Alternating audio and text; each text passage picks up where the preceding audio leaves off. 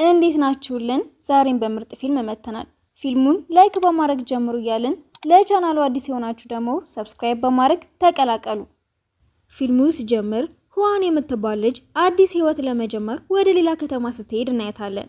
እንደደረሰችም አንድ ልጅ መጥቶ ያስደነግጣታል። ልጁም አትደንግጪ ጎረቤትሽ ነኝ ይላትና ጥሏት ይሄዳል። በነጋታውም ትምህርት ቤት ስታየው አጠገቧ ያለችውን ልጅ ይሄ ማን ነው? ስሙ ቺ ነው፣ የትምህርት ቤታችን ታዋቂ ልጅ ነው። ከዛም በትምህርቷ ጎበዝ ስለመሰለቻት እንድታስኮርጃት ትጠይቃታለች። ውጤት ሲመጣ ግን ሁለቱም ዝቅተኛ ይሆንባቸዋል። የባስ ብሎ መኮረጃቸው ይታወቅና ይዋረዳሉ። ወደ ቤቷ ስትሄድም እያለቀሰች ለእናቷ የምትነግራትን ስትለማመድ ቺና ጓደኛዋ ያዩዋታል። ቤቷ እንደገባችም እናቷ ማስመሰል አይጠበቅብሽም፣ የሰራሹን በሙሉ ሰምቻለሁ፣ አሁን ቶሎ በይ የምንሄድበት አለ። ከዛም ቺ ቤት ትወስዳትና እሱ እንደሚያስጠናት ቃል ይገባል። በነጋታውም ሳንግ የሚባል ጓደኛውን ያስተዋውቃታል። ወደ ትምህርት ቤት ሲሄዱ ሺን ያገኟታል። ቺም ይወዳት ስለነበረ እሷን በማየቱ ደስ ይለዋል። እሷም ኩኪስ እንዲበሉ ብትሰጣቸውም ሳንግ ጥሏቸው ወደ ትምህርቱ ይገባል። እሷ ደግሞ ተወደው ስለነበረ ይደብራታል። ማታ ላይም ሳንግ ቺ አሁን ማጥናት መጀመር አለብን እኮ ትንሽ ስራ አለኝ፣ ለምን ከሆን ጋር አታጠኑም? እሱም ቤቷ ሄድና ሲያጠኑ ይቆያሉ። በነጋታውም የሱን ደብተር መያዟን ስታይ ሺ በጣም ትቀናለች። እሷም ልትመልስለት ክፍሉ ስትሄድ ሁሉም እያጠኑ ታገኛቸዋለች። ከእሱ ጋር ያዩዋት ልጆችም ከሁለት ጓደኛሞች ጋር እንደሆነች ሲያወሩ ሰምታ ሽንት ቤት ውስጥ ታለቅሳለች። ቺም ሰምቷቸው ስለነበረ ልጆቹን ይቆጣና እስክትወጣ ጠብቋት ያምር በጣም ደካማ ነሽ፣ እንዴ ሽንት ቤት ውስጥ ታለቅሻለሽ? ኧረ እኔ እያለቀስኩ አልነበረም። ማታ ላይም ስትሮጥ ያያትና ደውሎ ካሰብኩት በላይ ቀርፋፋ ነሽ። ከዛም ከኋላዋ ይመጣል። ለቅድሞ አመሰግናለሁ፣ ችግር የለውም፣ እንደ ትንሽ እህቴን የማይሽ ማዘንሽን ካመንሽ ግን ወደ ሆነ ቦታ ልውሰድሽ። ከዛም የሳንግ ቤት ጣራ ላይ ይወስዳታል። እናቱም ተጨማሪ ምግብ እንዲወስድ ስትነግረው መቼም ቢሆን የሚከፋሽ ከሆነ ወደዚህ መምጣትና ለእኛ መደወል ትችያለሽ። በቀጣዮቹ ቀናትም እናቶቻቸው በየተራ ምግብ ለማምሰል ቢሞክሩም የእሷ እናት የምትሰራው ምግብ ግን አይጣፍጥም። የፈተና ውጤት ስታይም ሳንግ ካስረዳት በኋላ ስለተሻሻለች ሺ እኔም አብሬያችሁ ባጠና ደስ ይለኝ ነበር፣ እሺ እጠይቃቸዋለሁ። ወደ ቤት ሲመለሱም በእጅና በህዋን ጥል ሳንግ ሲስቅባቸው ይቆያል። እሷም ሺ አብረን ማጥናት ፈልጋ ነበር፣ ትስማማላችሁ? ቺን ፈጠን ብሎ እኔም መቀላቀል ፈልጋለሁ። እንዴ አልፈልግም ብልሃል ነበር? አሁን ፈለግኳ። ከዛም አብሮ ሲያጠኑ ሺን ለመጠጋት ቢሞክርም ሳይሳካለት ይቀራል። ሲጨርሱም ሴቶቹ ለብቻቸው ይወጡና ሺ በውድ መኪና ስትሄድ በማየቷ ትገረማለች። በቀጣዩ ቀንም እናቶቻቸው ተሰብስበው ያን የሚባል ጎበዝ ልጅ እንዳለ ይነግሯትና እንድታዋራው ይልኳታል። ክፍሉ እንደገባችም ሚያስጠናሽ ከፈለግሽ ሳንግ ጋር፣ ጓደኛ ከፈለግሽ ደግሞ ቺ ጋር መሄድ ትችያለሽ። ለምን እንደምንተዋወቅ አልገባኝም። እሷም በንግግሩ ደንግጣ ደርቃ ትቀራለች። ከዛም ሳንግ ይመጣና እንዲያነቡ ይጠራታል። ወደፊት መሆን ስለሚፈልጉት ሲያወሩም ሳንግ ውጪ መሄድ እንደሚፈልግ ይናገራል። ሌሎቹም የየራሳቸውን ሲያወሩ ህዋን ግን ምንም እንዳላሰበች ታወራለች።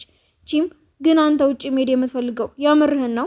ሳንግ ከተለያዩ በኋላ ስላለው ነገር ያስብና በነጋታው አስተማሪ ጋር በመሄድ ከጎበዝ ተማሪዎች ክላስ መውጣት እንደሚፈልግ ይነግራታል። ሲመለስም ሺን ያገኛትና መጀመሪያ ስታገኘው እንደደገፋት አስታውሳ ደስ ይላታል። ወደ ቤቱ እንደሄደም እናቱ ባደረገው ነገር ትናደድበታለች።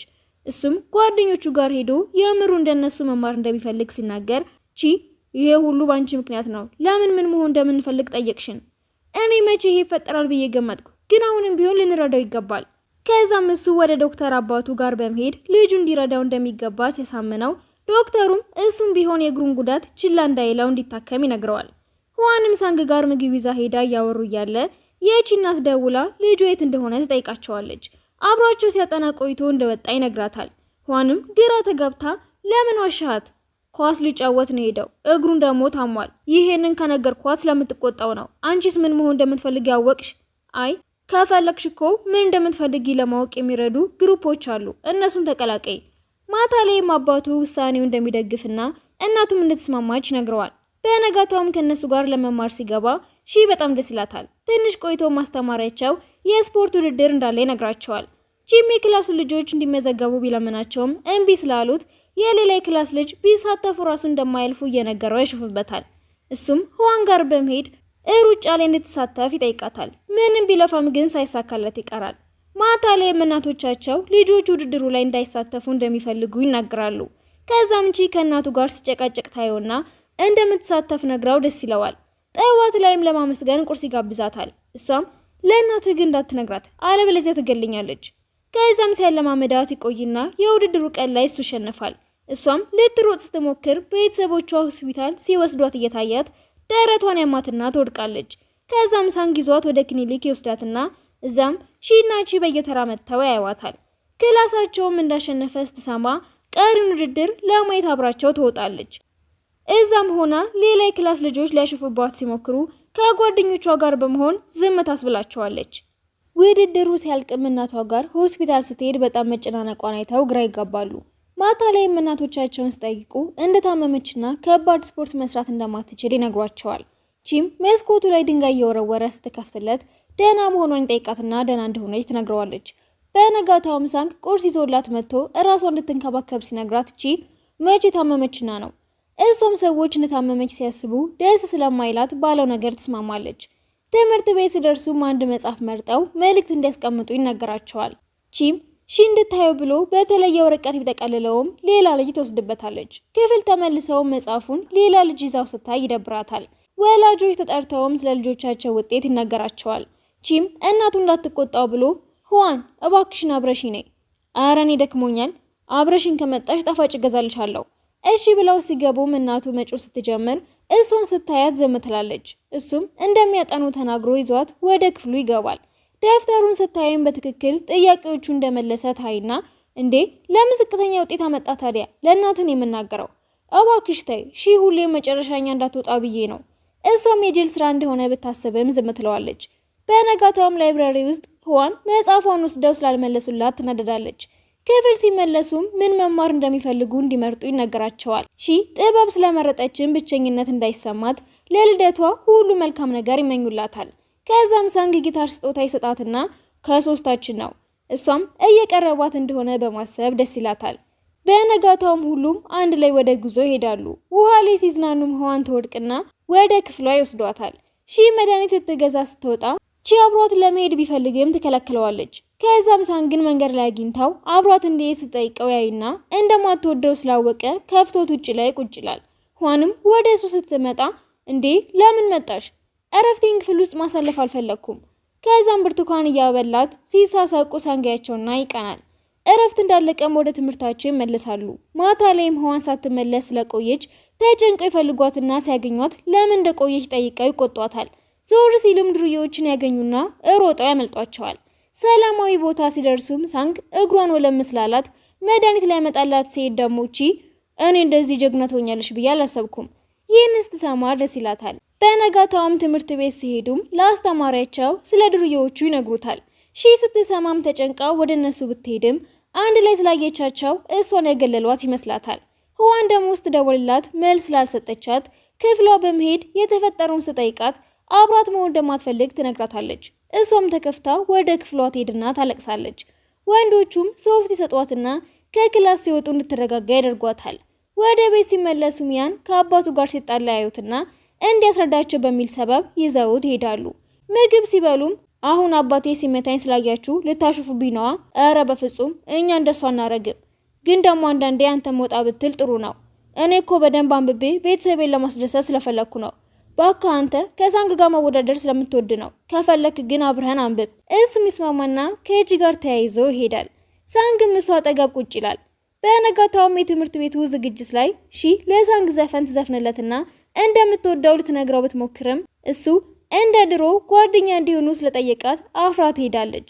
ቺም ለሁዋን ጣፋጭ ያመጣላትና እኔም አንድ ሰሞን እንደሱ ሆኜ ነበር። ምን ማለትህ ነው?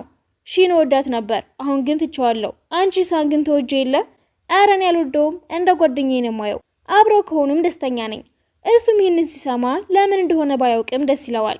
በቀጣዮቹ ቀናትም ሁዋን ከሳንግ ለመራቅ መሞከሯን ያይና ምን እንደሆነች ቺን ሲጠይቀው ሺ ስለምትወድህ እንዳትቀና ብላ ነው የሚሆነው። ከዛም አንድ ላይ ርችት ለማየት ሄዱና ሺ ምንም ያህል ብትወደውም አንቺ ለሷ ብለሽ ጓደኝነታችሁን ማበላሸት የለብሽም። ከዛም በዚህ ሐሳብ ተስማምተው ርችቱን እየለኮሱ ይዝናናሉ። እሷም ይቅርታ ትጠይቀዋለች። በነጋታውም ቺና ሁዋን ወደሚፈልጉት ዩኒቨርሲቲ ለመሄድ ብዙ ጥረት ማድረግ እንዳለባቸው ይስማማሉ። ሳንግም ለእናቱ ሕክምና መማር እንደሚፈልግ ቢነግራትም እሷም ቀለል ያለ ነገር እንዲመርጥ ትመክረዋለች። ከዛም የቋንቋ ውድድር እንዳለ ይሰሙና ያን በድብቅ ተወዳድሮ እንዲያሸንፍ ይረዱታል። ወደ ክፍል ሲመለሱ ሚቺ ጨዋታ ላይ እንደተጎዳ ይሰሙና ሆስፒታል ይወስዱታል። የድሮ ጉዳቱ ላይ ስለተጨመረበትም ትንሽ ቀን እዛው እንደሚቆይ ሲነገራቸው በየቀኑ እየተመላለሱ በግድ እንዲያነብ ያስገድዱታል። የመውጫ ቀኑ ላይም ኳስ እንዳይ ትኬት እንዳመጣችለት ነግራው እሱ ደስ ይለዋል። እግሩ እንዲያንቀሳቅስ ያስሞክሩትም በጣም አሞት ሲያለቅስ አይታው ስትሄድ በድጋሜ ኳስ ለመጫወት ማሰቤ ጥፋት ነበር። ራስህ መውቀስ የለብህም። አመሰግናለሁ፣ ግን እንደዚህ ሆኜ ስታዩኝ ደስ ስለማይለኝ ባትመጡ ጥሩ ነው። ከጥቂት ቀናት በኋላ አገግመው ወደ ትምህርት ቤቱ ሲመለስ ጉዳት ደርሶባቸው አገግመው ስኬታማ ስለሆኑ ኳስ ተጫዋቾች ትነግረዋለች። እሱም ልቡ ሲመታ ይሰማውና ከልቤ አመሰግንሻለሁ።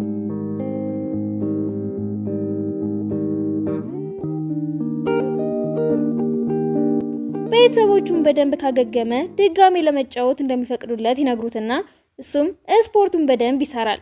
ከሷ ጋርም እየተጫወቱ ጥሩ ጊዜ ያሳልፋሉ። ሳንግም ቅርርባቸውን ተመልክቶ እየቀና ነው።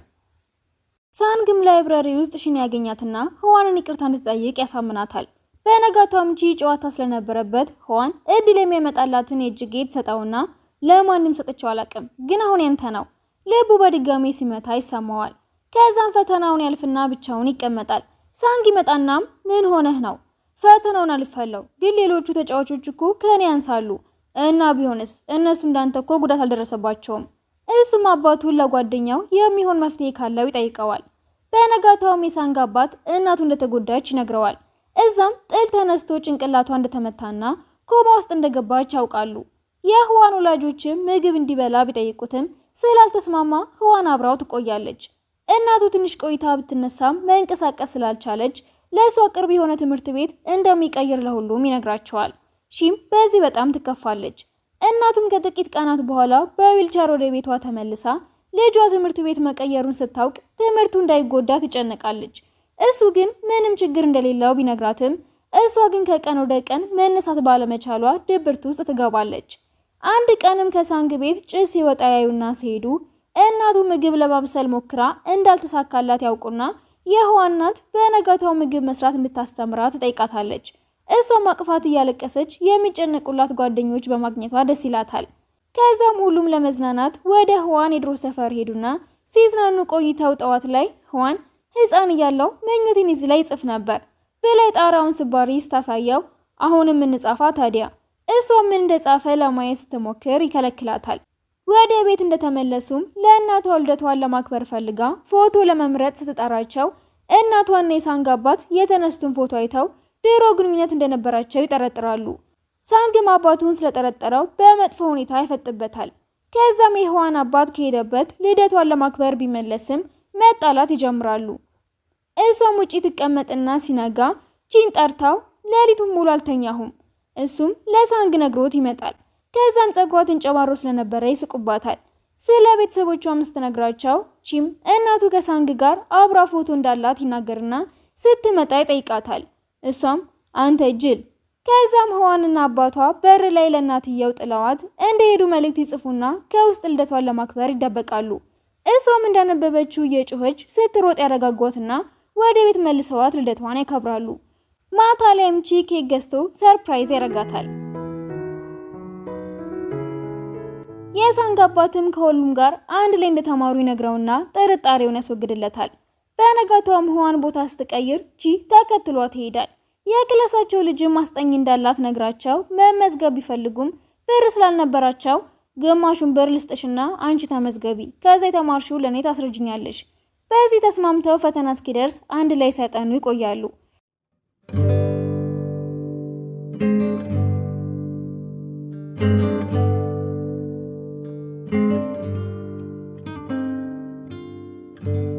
የፈተናው ቀን ላይም በሩን ብታንኳኳም ስላጣችው ብቻዋን ትሄዳለች። እሱም አባቱ እንደሞተ ይነገረውና ከልክ በላይ ይደነግጣል።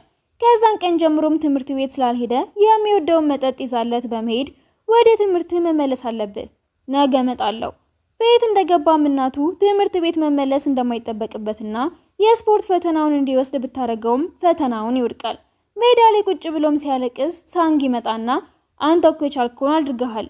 ከዛም ስፖርተኛ መሆን ካልቻለ ትምህርቱን ማሻሻል እንዳለበት ይወስንና ቀንና ሌሊት ማጥናት ይጀምራል። እነሱም በየሰበቡ እየሄዱ ይጎበኙታል። አንድ ላይ ሲጠጡ ቆይተው እንቅልፍ ይወስዳቸዋል።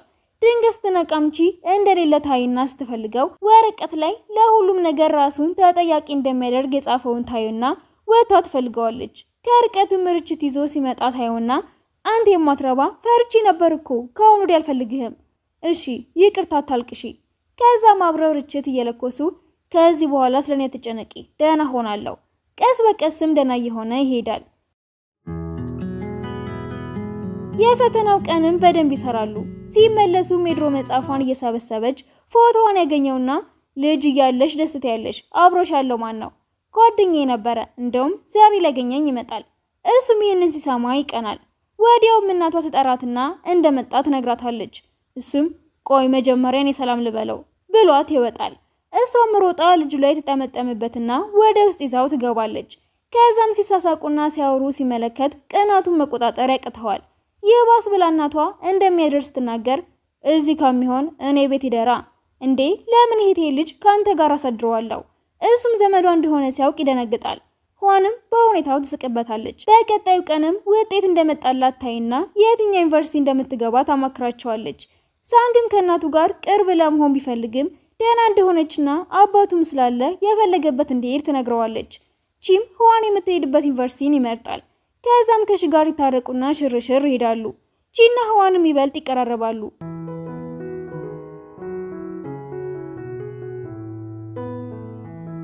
ማታ ላይም ጠጥተው ይሰክሩና ሳንግ ቺን ደግፎ ወደ ክፍሉ ሲወስደው ህዋንን ትወዳታለህ እንዴ? ቺ ምን ማለት እንዳለበት ግራ ይገባውና ዝም ይለዋል። እነሺም አንድ ላይ ቁጭ ብለው ሳንግ እንደምትወጂው አውቃለሁ። አው ግን እሱ የሚወደኝ አይመስለኝም። ቺ ግን የሆነ ስሜት ሳይኖረው አይቀርም። ህዋን ይህንን ሰምታ ይከፋታል። ቺ ደግሞ አይ አልወዳትም፣ እንደዛ ከሆነ እኔ እንደምወዳት ነግራታለሁ ብሎ ሲወጣ አንድ ጓደኛቸው ቺን እንደምትወደው ብትነግረውም እንደማይፈልጋት ያስረዳታል። ሳንግ ወደ ሴቶቹ ጋር ሄዶ አንድ ላናግርሽ ፈልጌ ነበር። ሁሌም ቢሆን ለእኔ የተለየ ቦታ ነው ያለሽ። እኔ ግን እንደ ጓደኛ ብቻ ነው የማይህ። ሺ ተደብቃ ስትሰማ ስለነበረ በጣም ትከፋለች። ማታ ላይም ሁሉም ለብቻቸው ይሆናሉ። ከዛም ህዋን እቃውን እየሰበሰበች እያለ ሳንግ ይመጣና ላረኩት ነገር ይቅርታ፣ ተመልሰን ጓደኛ መሆን እንችላለን፣ ትንሽ ጊዜ ያስፈልገኛል። ቺም ተደብቆ የሚያወሩትን ይሰማና እንዲገናኙ ጠይቋት ስትወጣ መጽሐፉን የሸጡበትን ብር ይሰጣታል። ለዚህ ብቻ ነው የጠራኸኝ? ልትሰናበተኝ አትፈልግም? አይ ለእረፍት እንገናኝለን። እሷም ተነስታ ስታቅፈው ዝም ስላላት ትከፋለች። እሱ ግን አንድ ዩኒቨርሲቲ እንደሚገቡ ስለሚያውቅ ፈገግ ይላል። ዩኒቨርሲቲ ስትሄድም ቀድማ ታገኘውና አንተ ለምን ከዛ ቀን በኋላ አላዋራኸኝም? እንዲያውም አሁንም አልፈልግህም። ትምህርት ቤቱን የሚያሳያት ልጅ ሲመጣም ጥላው ትሄዳለች። ልጁም ትምህርት ቤት እያሉ መጽሐፏን የወሰደው እሱ እንደሆነ ነግሯት ስላልመለሰው ይቅርታ ይጠይቃታል። ቺ ክፍሉ እንደገባ ደግሞ ለሳንግ ደውሎ እንዴት ከሷ ጋር መታረቅ እንደሚችል ይጠይቀዋል። እሷን ቦርሳዋን ስትከፍት እናቷ ቺ እሱ ዩኒቨርሲቲ እንደገባ እንደምታውቅ ትደርስበትና ይበልጥ ተናዳ መልእክት ሲልክላትም ዝም ትለዋለች። ሴቶቹ ደግሞ የኳስ ቡድን ውስጥ እንደገባና ታዋቂ እንደሆነ ሲያወሩ ትሰማቸዋለች። እሱም ከእሷ ውጪ ስለማንም ግድ አይሰጠውም ነበር። ለአዲስ ተማሪዎች የተዘጋጀው ዝግጅት ላይም እንደ ሰከረች ሲሰማ ለዓለመሄድ የወሰነውን ትቶ ይዟት ይወጣል። እዛም የሆነች ልጅ ታየውና ስለወደደችው በነጋታው የእሷን ክለብ እንዲቀላቀል ተጠራውና ወደዛው ይሄዳል። ህዋንም ከሌላ ልጅ ጋር ትሄዳለች። ቺኪን ልጅቷ አቀራረብ ደስ ስላላለው ይወጣና ለህዋን ቢደውላትም አላነሳ ትለዋለች። ከዛም ሲፈልጋት ግን ከልጁ ጋር ያገኛትና እነሱ የገቡበት ክበብ ይመዘገባል። በሌላ በኩል ሺም ሳንግ ጋር ትሄድና ዩኒቨርሲቲውን አስጎብኝታው እንደሚገናኙ ቃል ይገባባሉ። በነጋታውም ልጅቷ አንድ ሰው መግባቱ ግዴታ እንደሆነ ስትናገር ቺ ምርጫ ስላልነበረው አብሯት ይሄዳል። እሷም ያለምንም ሀፍረት ልትጠጋው ትሞክራለች። ሲመለስም ህዋን ከልጁ ጋር ስትጫወት ያያትና ይበሳጫል። ማታ ላይ ደግሞ ምግብ ይዞላት ሄድና እየበሉ እያለ ልጁ ምግብ ይዞ ይመጣል። ቺም ይቀበለውና እናመሰግናለን ግን አሁንን ያለው ከጥቂት ቀናት በኋላም ከልጅቷ ጋር የተነሳውን ፎቶ ታይና ትነደዳለች። ከዛም ክለብ ውስጥ ያሉትን ልጆች ስታሰለጥን እሱም ይመጣና እኔ ስላለው ከእኔ ጋር እንቀጥላለን። እሷም ተናዳበት ስለነበረ ትመታዋለች።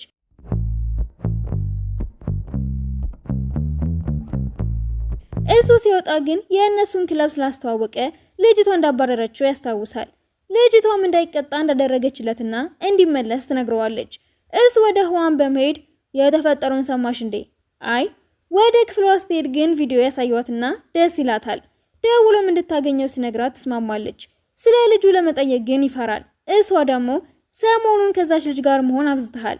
ራሷ ናት በግድ የምትመጣብኝ። አንቺስ ከልጁ ጋር ምን ሆነች ነው? ጓደኛዬ ስለሆነ ነዋ። ቢሆንም ትምህርትሽ ላይ ትኩረት አድርጊ። በነጋታውም ልጅቷ እንደምትወደው ብትነግረውም እንደማይፈልጋት ያስረዳታል። ሁዋንም ከርቀት ስታያቸው ጓደኛዋ ይቺ ልጅ በጣም ኃይለኛ ናት፣ የፈለገችውን በሙሉ ታገኛለች። በቀጣዩ ቀንም እነ ሳንግ ይገናኙና ጥሩ ጊዜ ያሳልፋሉ። ቺም እሷ ከልጁ ጋር እንደሆነች ወሬ ሰምቶ ስልኳን አለነሳ ይላታል። እሷን ፈልጋ ታገኘውና ለምንድነው ስልክ ማታነሳው? ኳስ እየተጫወትኩ አላየሁትም። እየዋሸ እንደሆነ ብታውቅም አቅፋ ትሰናበተዋለች። ልጁ መንገድ ላይ ታገኘውና እሱ እንደማትወደው ስላወቀ ሊርቃት እንደወሰነ ይነግራታል። በነጋታውም አብሮ ጊዜ እንዲያሳልፉ ጠርታቸው ወደ ሆቴል ይሄዳሉ። ሳንግም ለምን እስካሁን እንደምትወዳት አልተናገርክም? እሱ ችላ ቢለውም እንዲነግራት ያስጠነቅቀዋል። ሁዋንም ሻወሩን አውቃ ታበላሽበትና ከሳንግ ጋር እንድትሆን ታደርጋለች። ከዛም ከቺ ጋር አንድ ላይ ይሆኑና ስትስቅ ሲያያት ይፈዛል። መቀራረባቸው ስላሳፈራቸውም ይነሳሉ። በነጋታውም የታመመ ያስመስልና አብረው እንዲወጡ ያደርጋቸዋል። ለሳንግ ስጦታ ትሰጠውና ፍቅሯን ትገልጽለታለች። ሁዋንም ስትንከባከበው ቆይታ እጁን ትነካዋለች።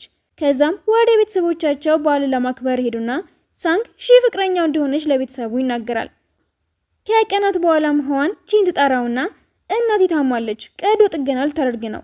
አይዞሽ፣ ሁሉም ጥሩ ይሆናል፣ ከጎንሽ ነኝ።